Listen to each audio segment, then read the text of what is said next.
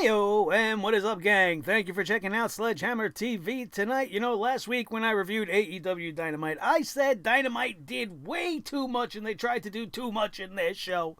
And then we come to Monday night, and Raw shows up and they're like, hey, hold my beer. We're going to show you exactly how to do too much in one show. And it's all our own fault. We have nobody to blame but ourselves. And we are going to talk about it all right here and right now. My name is Nick Nightmare, and you are watching the Sledgehammer Wrestling Show's Monday Night Raw Review. Let's do it. The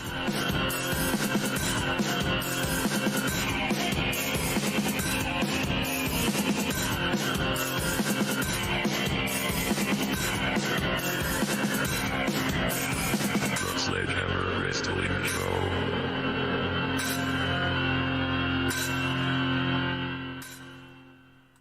You see, tonight's episode of Monday Night Raw is an example of what happens to a company and to a show when you wait until the week before to finalize your pay-per-view card, to figure out what you're going to do at your pay-per-view, and try to present it to the fans in a meaningful way to make us care.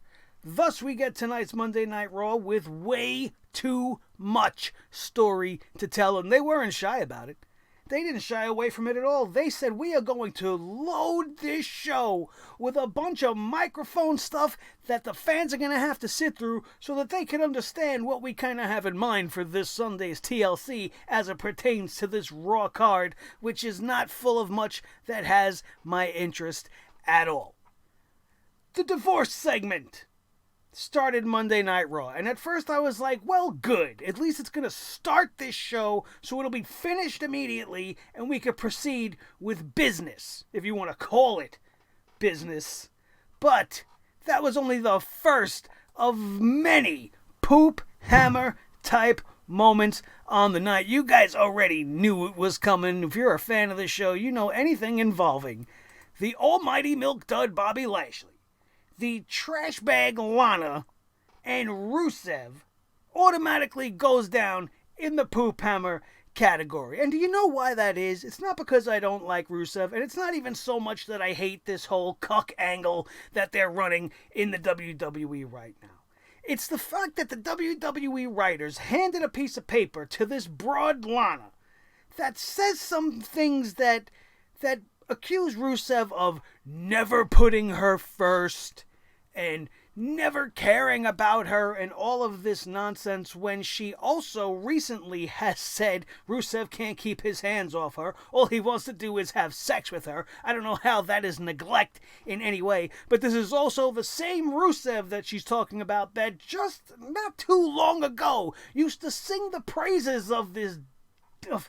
I was going to say something really, really bad. I'm glad I pulled back, because it really is not becoming of a gentleman to call women such things. But he used to sing the praises of this dame. Lana is the best. Lana number one. Lana is the best. Lana number one. I used to have nightmares about it. And now apparently none of that happened.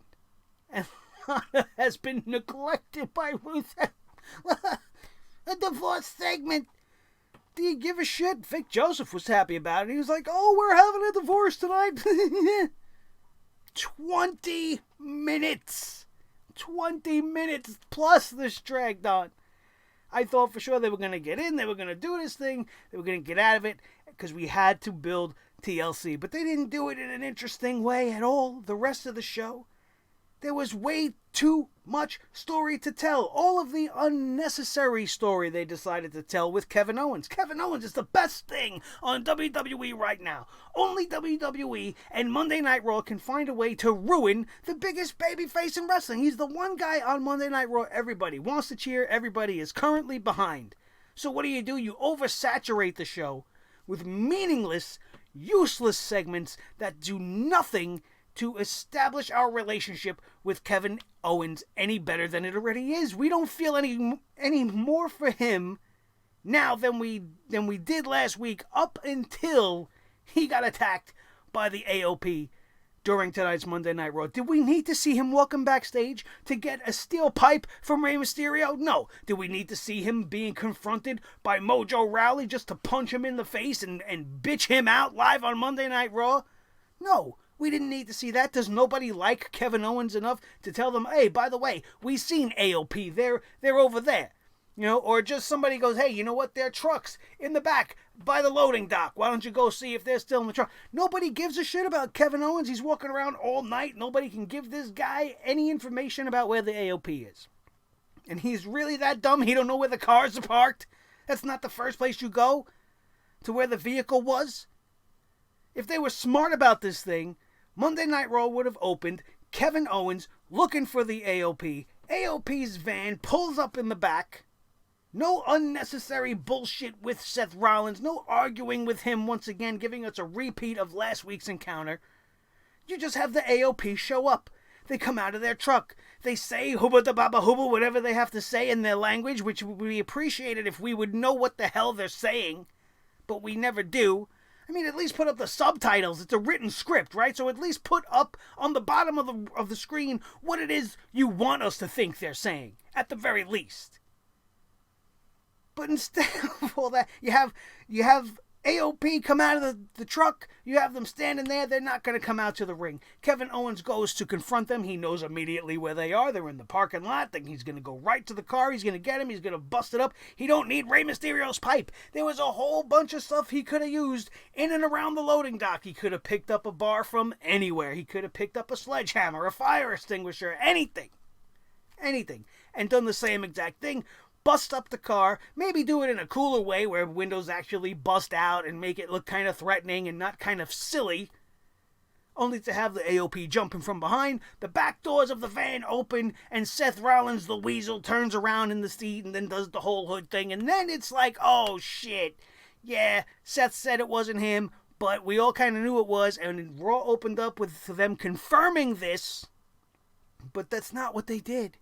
They dragged it on to the midpoint of the show, having Kevin Owens wandering around, Seth Rollins still claiming that he had nothing to do with it. And how stupid does that make Seth Rollins look? Look at how this turned out for him at the end of the day. When he finally came out to the crowd to address the whole situation after the AOP smashed Kevin Owens' head with a car door and Seth Rollins curb stomped him into oblivion. In the back, on the concrete, Seth Rollins comes out, he addresses the crowd. And he wants to still claim, I had nothing to do with anything that the AOP has been doing over the last couple of weeks. That wasn't by my design. But you people don't want to believe that, so I decided to go find them tonight, and I joined up with the AOP. You're Seth Rollins. You're the guy that beat Brock Lesnar twice. You wanted to tell us that tonight, right? But now you joined the AOP? This wasn't a master plan? This wasn't something that you manipulated and came up with and pulled off? This wasn't a measure of evil genius? This was, well, I tried to be a good guy. You don't like me, so I'm just going to go be a bad guy. And I'm going to join them. He didn't say, I employed these guys. He didn't say, these are my soldiers, my anything. He said, no, I found them. I went to them. I asked the AOP, is what you're telling me. Tell me, after all this, I went to go and ask them to be part of their club. How much of a pussy does that make him look like? How did they even screw this up? You got Kevin Owens. So easy. It's so easy. And you got Seth Rollins, who should have been turned heel immediately after all the shenanigans with Bray Wyatt. But instead you took this long way around, and you even screwed this up. You made it so underwhelming.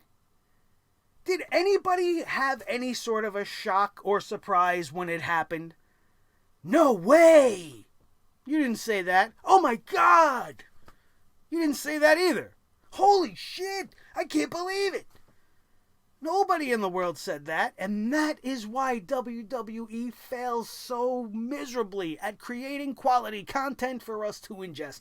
Why couldn't they have fed us the red herring of Seth Rollins and then come up with something else? I certainly did not want to see Shane McMahon involved in this at all, because he's been the main antithesis of Kevin Owens' career over the last year. I don't want to see him involved at all. But at the very least, you could have did something different. Let your creative juices flow. Try something instead of making everything so blatantly obvious.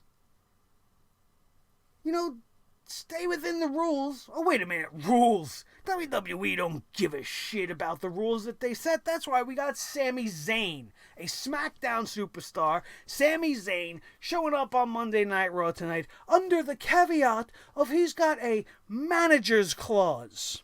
He signed a manager's agreement which lets him float from here to there. So you're telling me that you knew before tonight, Sami Zayn, you knew that Kevin Owens was going to beat up Mojo Rawley tonight. So you said, you know what, let me go to Raw tonight just in case somebody needs a manager.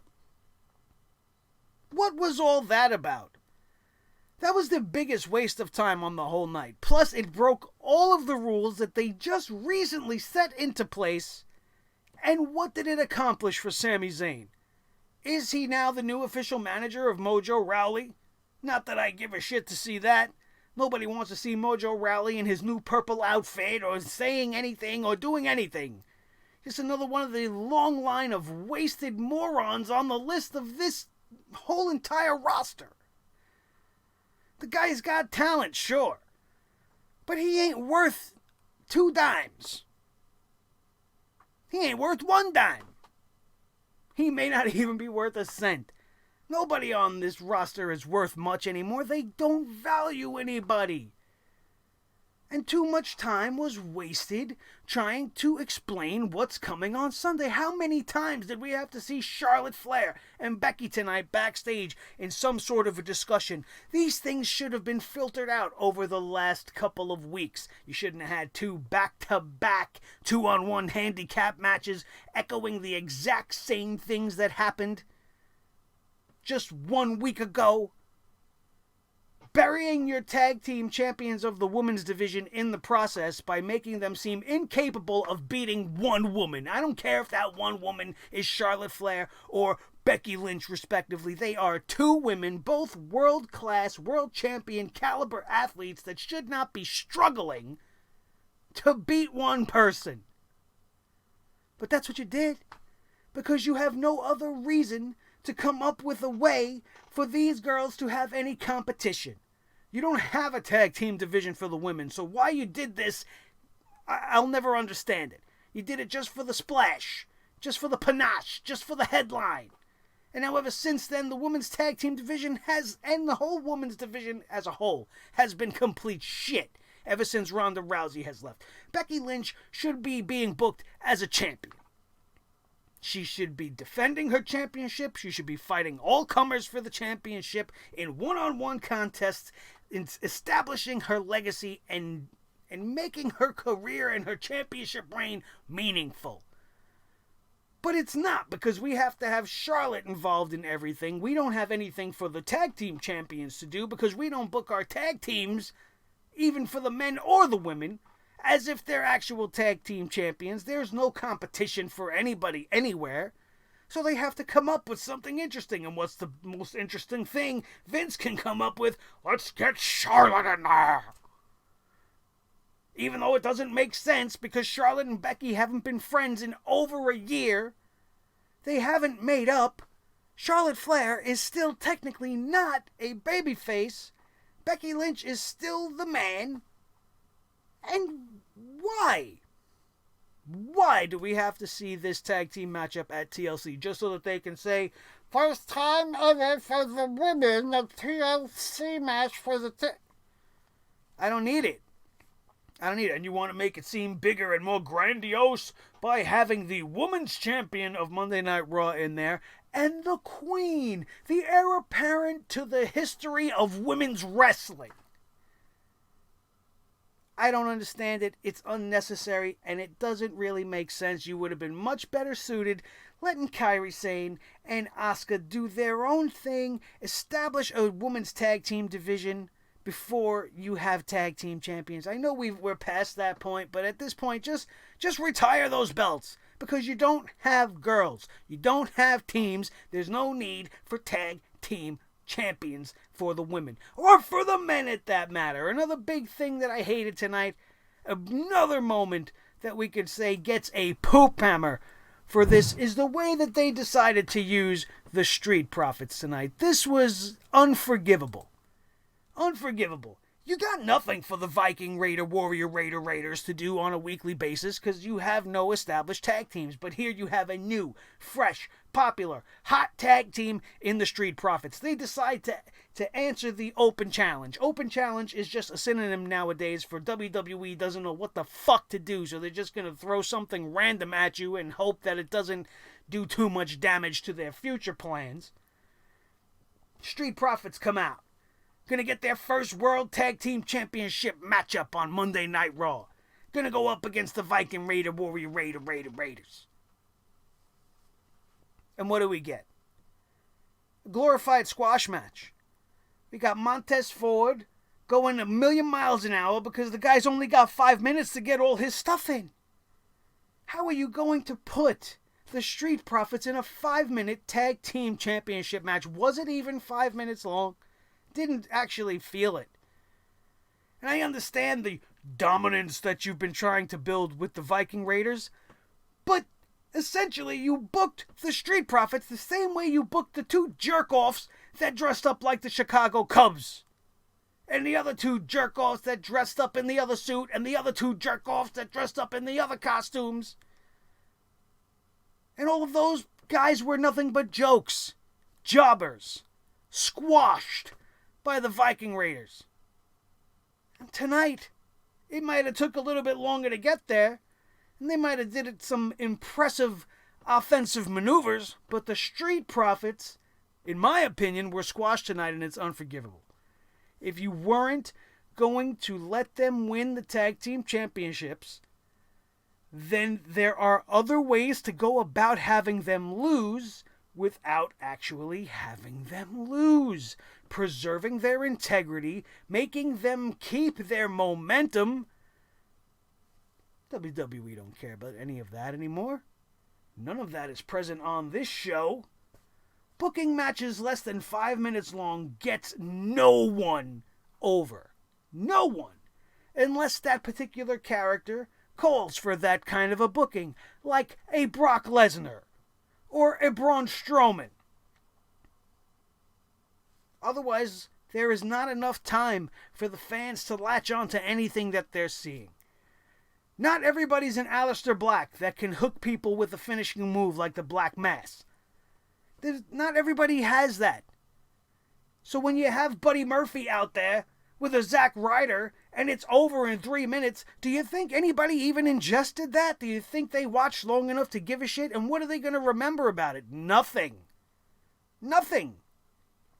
Aleister Black and Akira Tozawa happened so quickly.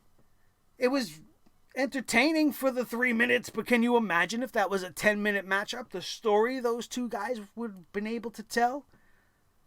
Once again, much like with the Viking Raiders and the Street Profits in this situation, Aleister Black versus Akira Tozawa, and Tozawa taking that loss there makes him as equal to the WWE in value as they see a Zack Ryder or any other random weekly jobber that they just threw out there to be a victim to Aleister Black in less than 3 minutes. In 3 minutes or less.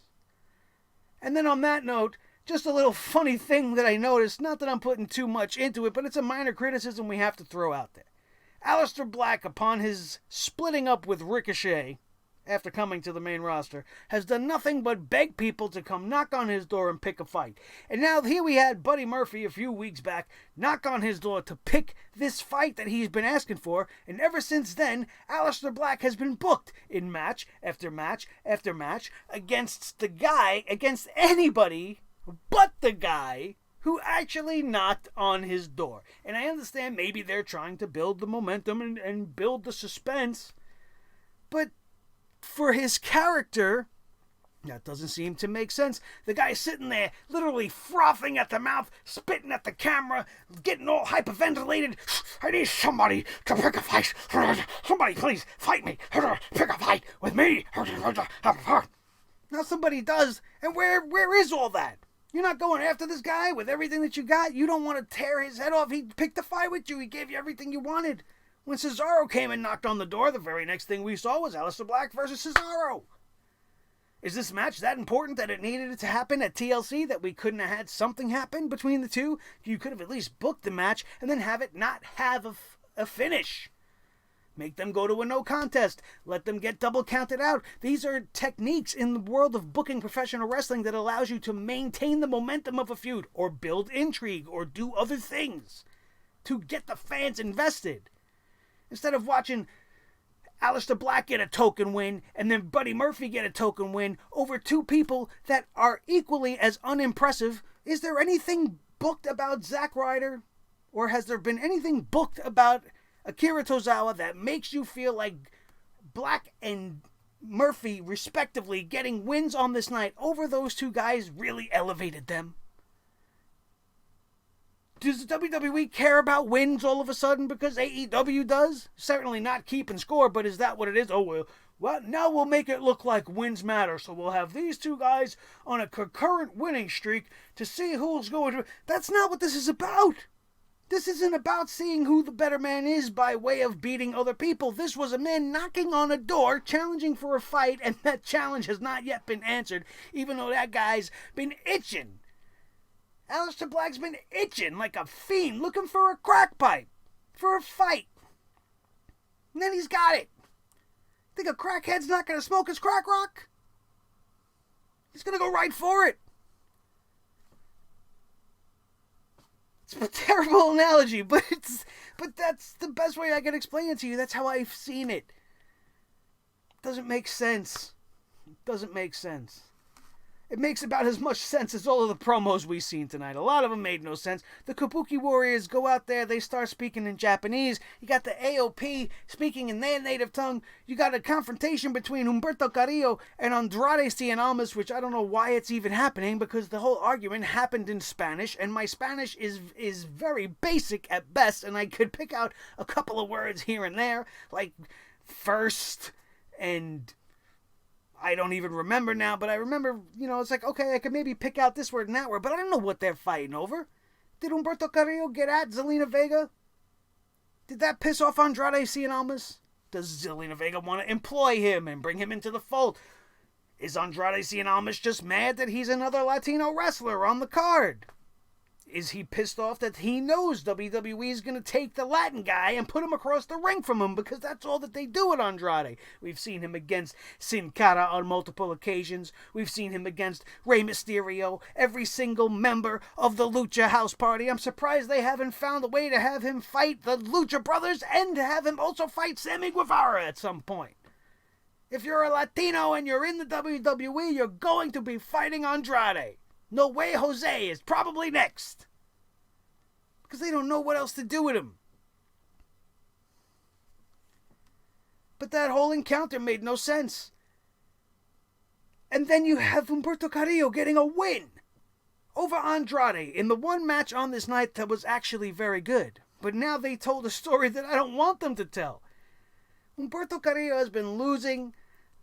He hasn't been gaining favor with the fans. He's definitely not anywhere near over. Andrade's not as over as he used to be, but he's still like simmering at the top. He was starting to get some wins. He's putting together some impressive performances.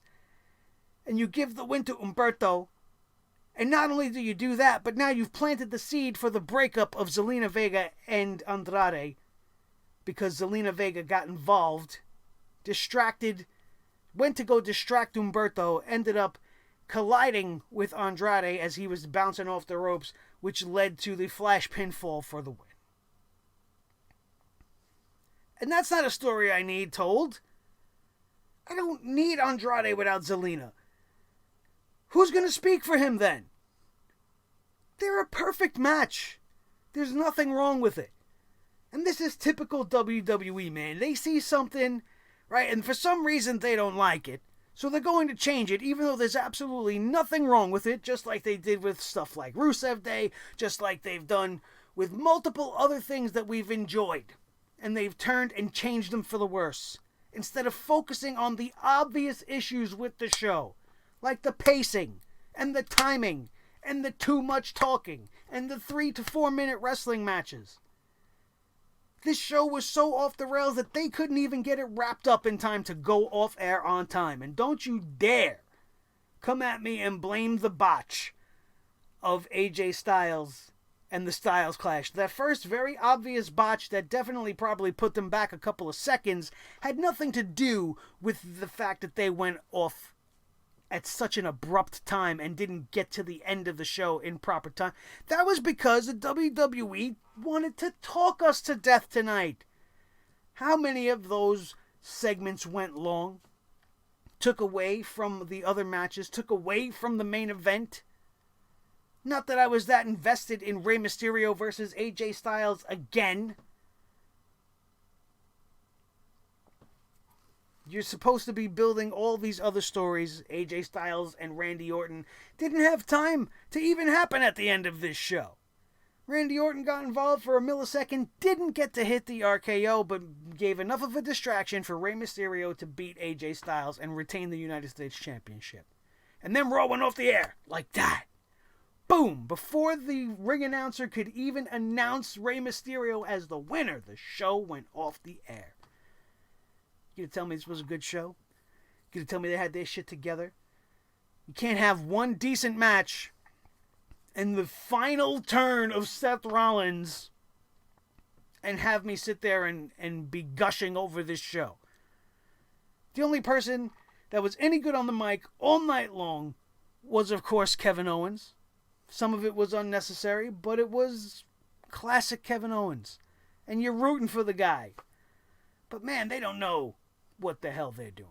How do you not book him better than this? Now we're coming into TLC on Sunday. Obviously, there's going to be no Kevin Owens. The guy took a friggin' steel door to the head and then was curb stomped into the concrete. I doubt we're going to see Kevin Owens. And I'm not sure if Seth Rollins with the AOP is going to get over as much as everybody else is assuming. It was one of the things that I said would maybe be okay, and it actually might save the guy's career. But at the end of the day, when I was looking at it, I think maybe Seth might be too far gone to come back from. Go away heat is go away heat. Is Seth Rollins going to elevate the AOP? Or is he going to take them down? Is he going to burn it down for good? Only time will tell. Let's go over the official up and down. I think I got all of my venom out there. I went through my notes. This is pretty much everything that I had written down that we just needed to touch base upon before we run down this show. Lana and the Rusev divorce thing. Please, we don't need to go over all of it. It was the most cringeworthy bullshit segment that I have ever had to listen to. Lana just repeatedly screaming and saying things that make no sense. We lived through their history. We were watching it happen on TV. Like we mentioned earlier in the broadcast, Lana is the best, Lana number one. But now Lana is saying that Rusev never made her feel important. Rusev never made her number one. He was always putting herself and putting Rusev Day before Lana. And when Rusev Day was at its height, one of the biggest chants that was going, one of the biggest things he kept trying to put over was Lana is the best, Lana number one. But I have to sit here and listen to this. She wants a divorce because he wanted sex too much, but now she's going to go have a whole bunch of sex with Bobby Lashley. Nothing that she said was worth repeating. Everything was terrible. They're arguing about the dog. She's arguing with him about all the different places he wanted to have sex. All I wanted them to do was sign that paper. Every single time they went to sign it, they would end up in some other verbal back and forth with each other that I just didn't care. Rusev looked ridiculous with a Donald Duck shirt on underneath his blazer. Lana sitting there with her boobs hanging out again, her skirt hiked all the way up to her minge. They finally signed the papers because Rusev wants a fight. He said he'll sign the papers as long as he gets to fight Bobby Lashley. Nobody wants this except for Rusev. Lashley comes out. Next thing you know, everything gets physical. The whole thing ends with Lashley being put through the table by Rusev while Lana is screaming on the outside, and that was about it. Charlie Caruso interviewing Kevin Owens in the back, asking if he figured out why AOP finally did attack him. Owens says yes, it's because Seth Rollins told him to. He already knows who's behind it. He's figured it out. He's the only one that wanted to stand up to Seth Rollins. He wanted to call bullshit on all of the bullshit Seth Rollins was spewing last week. And he barely escaped. He's lucky to have escaped. I wish we could have had some footage shot for that. Maybe a little bit of a deeper explanation. How did you escape? Escape from what? Did they have you in that truck? Did you jump out of the back? Did you get away by, struggling? Did they put a bag over your head? Like, what the fuck happened to Kevin Owens last week? And now he's just there this week. Here I am. I'm good. I don't got a bump or a bruise on my face. And I'm not going to tell you guys what happened, but all you guys need to know is that I got away. And that's why I'm here. I got away, and I'm going to get them bitches tonight. That's not literally what he said, but we're summing it up. And it was going to be bad news for them because Kevin Owens is hunting down AOP. This is when we see him walking through the back. He bumps into Rey Mysterio, who offers him some help. Kevin Owens kind of tells him, no thanks, dude. I appreciate it, but, I don't need help. This is my fight. I'm going to go and, take care of my business like a man. And then Rey Mysterio's like, you don't have to worry about any of that. I ain't trying to help you. I just want to give you my steel pipe because there's no way on your way to the back anywhere you're going to be able to find anything you can hold in your hands and use as a weapon. So you might as well take this since this steel pipe got over more than I did in my last feud.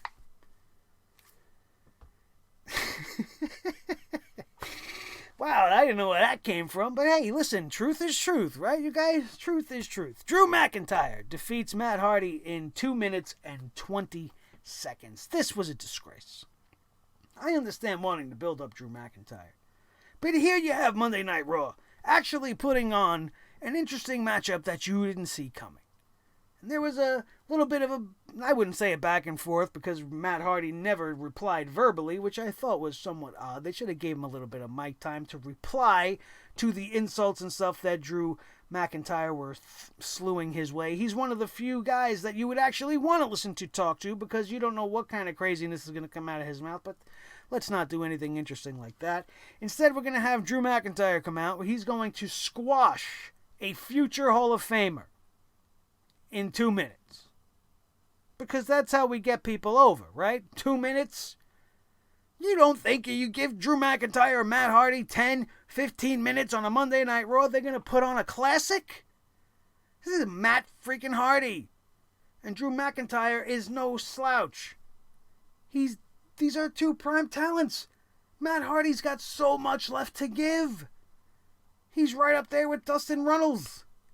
And the guys that are doing it that actually can do it at their age, unlike some other guys.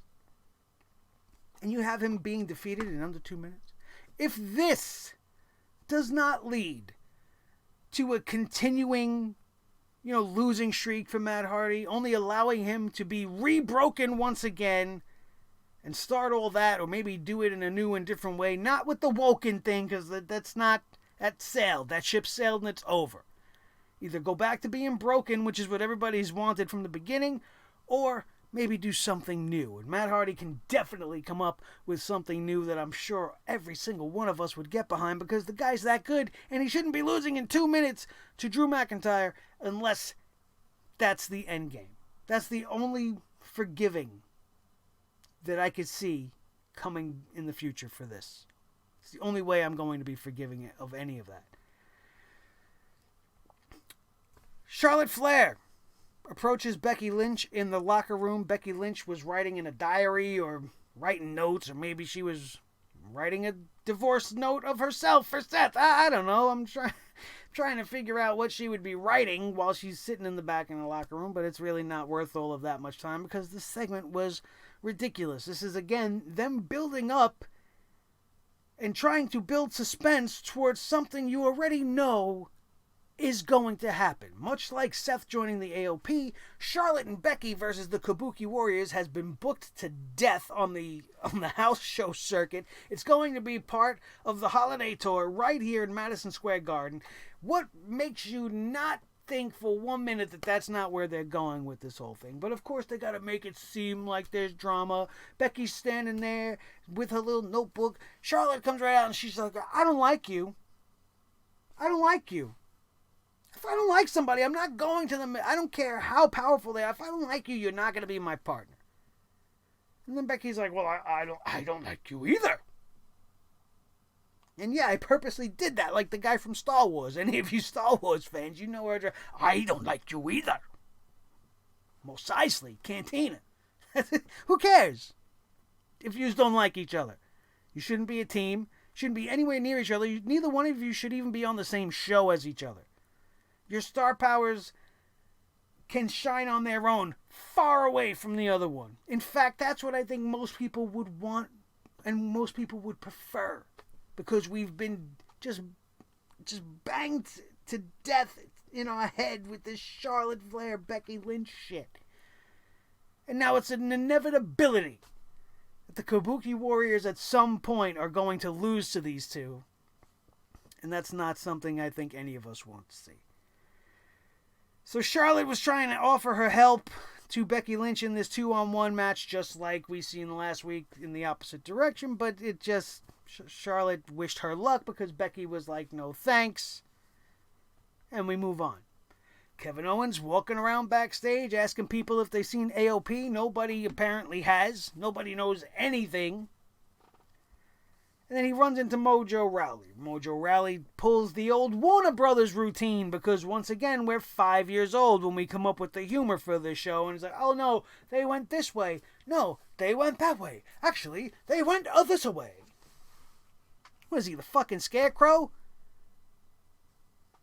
Ridiculous. Kevin Owens knocked him out, punched him right in the mush.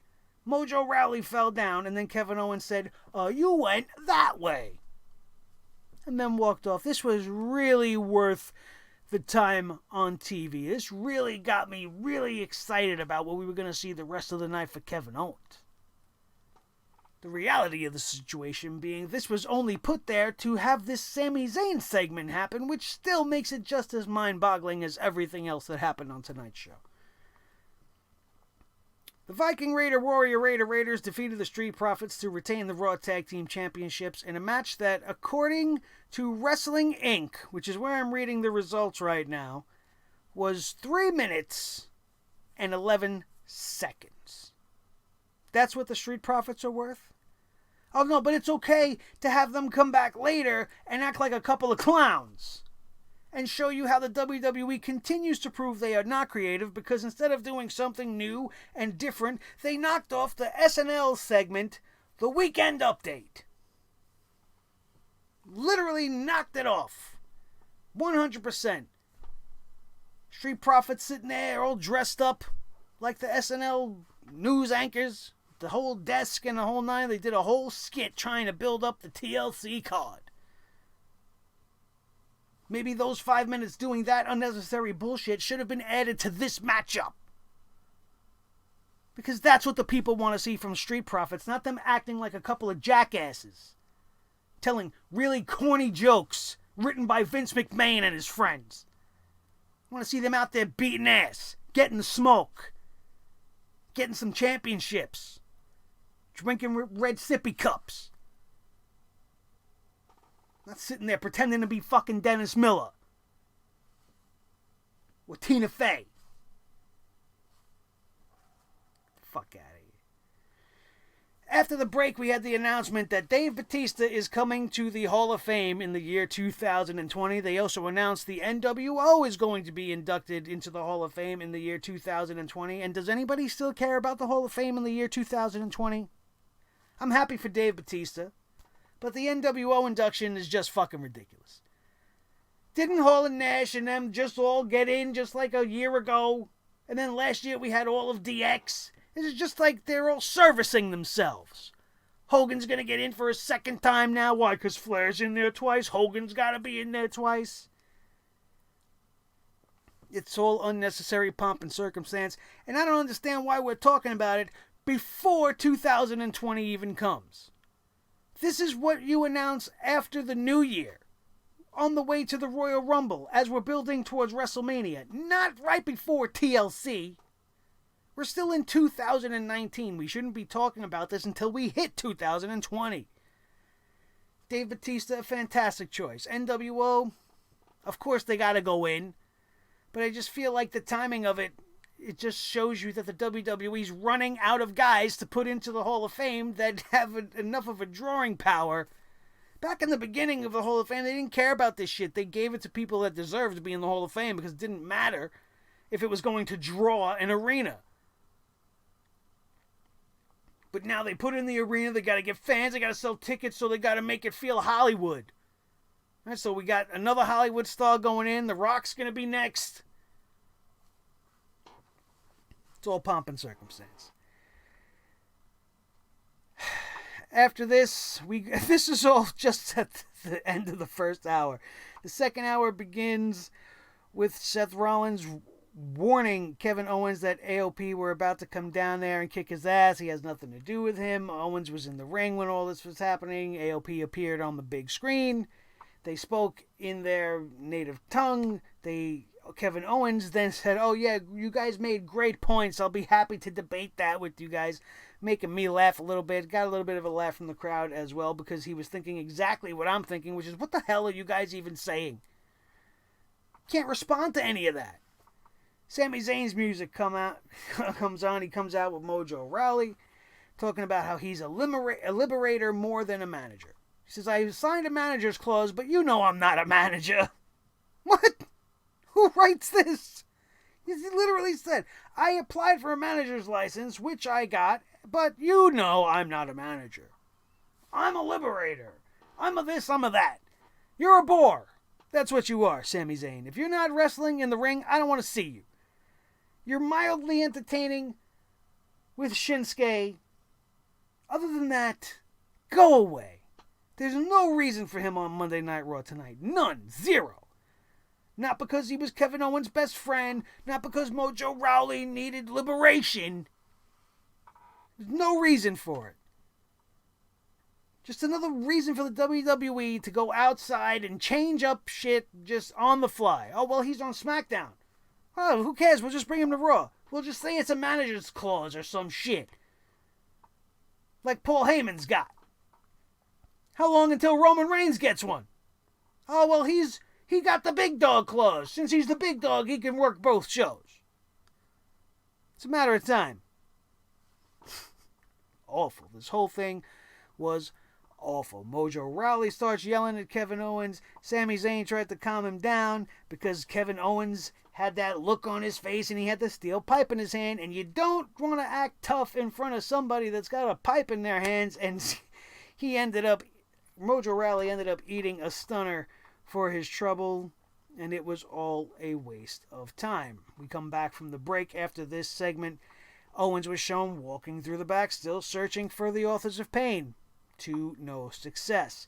Aleister Black versus Buddy Murphy was announced for TLC earlier today. Buddy Murphy cut a promo claiming he was better than Aleister Black and is going to prove it on Sunday. Very standard, very basic, nothing that made him stand out, nothing that made you remember what Buddy Murphy said. Oh, yeah, it's Buddy Murphy. Great. He said some shit. He's going to fight Aleister Black. Let's see what happens when we get there. We got the obligatory CM Punk mention in there because he's going to be back on Backstage tomorrow. And has anybody watched it? Because I haven't. I love CM Punk. I still haven't watched it. I don't care.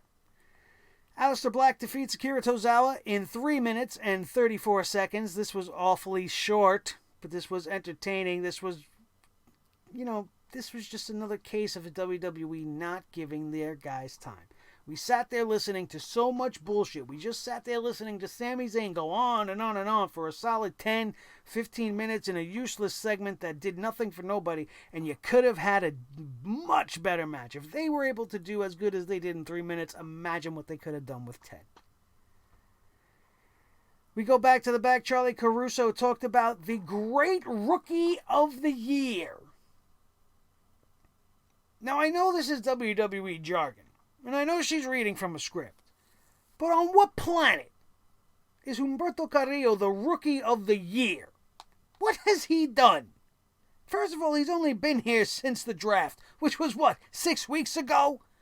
He's been on the main roster for 6 weeks. He's the Rookie of the Year. No. He's going to be a big face in the 2020s. If you like dimples, that's a great thing. If you don't like dimples and you hate his bland demeanor and the fact that they don't let him get a fucking word out and that he's always fighting other Latino wrestlers and they have verbal altercations in Spanish, then he's right down your aisle. Otherwise, this was ridiculous. Before he could say anything, he stopped and was like, well, ladies first. And Zelina Vega came in, and before she could even say anything, Andrade just got up in his face, started barking at him in Spanish. Who the hell knows? Apparently they agreed to fight tonight. And Zelina Vega was like, tonight? Apparently that's what I got from it. When she said tonight, I'm like, oh, I guess they're going to be fighting tonight. Charlie Caruso needs an interpreter. She needs a translator in the back that could speak multiple languages, so at least when the smoke clears and everybody walks away, she can say, what the hell just happened here, Mr. Translator guy? Bring Sami Zayn for that. Does he speak all these other languages? I'm sure he's multilingual. If you're going to have him on Monday Night Raw, at least let him do double duty. You could manage Mojo Rawley, but be the interpreter, because nobody knows what the fuck anybody is saying around here anymore. They aired a promo for the return of Liv Morgan. The makeover is coming soon. And I don't care. I'll care when she shows up. And we'll take a look at her. We'll take a look at this makeover. And we'll tell you what we think. And if the hammer has to come down on poor Liv Morgan once again, then that's the way it has to be. Of everything she could possibly do in this makeover, the one thing I ask Liv Morgan to do, I don't care if you goth up your makeup, shave your fucking head bald, come out wearing a piece of candy floss, I don't care what your gimmick is, just stop with the blue tongue. Okay? I think that's a reasonable request. You're not George the Animal Steel, you look like you got trench mouth, just stop it. You want people to take you seriously? You want to be looked at as a threat? Don't be walking around with a blue tongue unless you're going to be splitting out blue mist, which you can't do because the mist thing is taken now. Humberto Carrillo defeats Andrade with Zelina Vega in an 11-minute long matchup, which was a very entertaining, very athletic, and the best matchup of the night as far as wrestling quality is concerned. But we talked about what I didn't like being how they ended this thing. Carrillo gets the win thanks to a miscommunication between Andrade and his manager, Zelina Vega. And now we are on this weird path where Zelina Vega and Andrade were fighting at the end of the match. Andrade was pissed. He's blaming Zelina for the loss. And it looks like they're going to separate a team that does not need to be separated. But we'll have to see. Rey Mysterio in the back, because we have to have more people talking on a night that's supposed to be about pro wrestling. Talking about how the U.S. title means everything to him. It was the destination of a journey that began when he lost his confidence, and that the giant baby man, Dominic, his son, reminded him that he's not just a tiny dad, that he's a champion tiny dad, and he was going to continue on this road to showing the world what the word Mysterio means. Did it get you hype? Did you care? I mean, if you're a Rey Mysterio fan, I'm sure you were like, oh yeah, arriba la raza. But if you don't really care much, it's just more of the same that we got from Monday Night Raw tonight. Finally, somebody spoke up to Kevin Owens, and a stagehand in the back let Kevin Owens know that the AOP, he just kind of seen them headed towards their van. Why this had to take so long to happen, I don't know. Buddy Murphy defeats Zack Ryder in 2 minutes. Next, backstage, Kevin Owens found the van, smashed it up with the pipe. Kind of smashed it up. I guess he broke a window. We didn't really see all but one window really get shattered. He was kind of scratching at it with the edge of the pipe. Which is why you needed one of these, bro. You know, the big jumbo versions, not the little handheld one like I got. Get yourself a Triple H style sledgehammer and go to town. Make it look like you're really mad or something. Not just take Ray's little hollow pipe and dent it up a little bit. It's my biggest complaint about the whole thing, aside from the fact that after they slammed the van door against Kevin Owens' head, which we've already talked about all of this already, AOP jacked him up in the back once he investigated the van. They smashed his head into the van door, which looked like it really did hit him. Like it looked like it was legit. And he may have gone a little fuzzy after that. And after that, the doors opened up. Seth Rollins is revealed. The world is amazed. No one knew this was coming. It's come to this, Kevin. He says it's a shame. And then he says, I'm sorry. He curb stomps him into the concrete floor. And then they left. He comes back out to the stage. He gives his little I hate the fans speech. I did everything I could for you and you still turned against me. And I'm trying to figure out why. And then he said he went and joined the AOP. Said I didn't have anything to do with what they did to Kevin Owens. I didn't have anything to do with anything that they do at all. But since everybody thinks that I did, I'm just going to do it.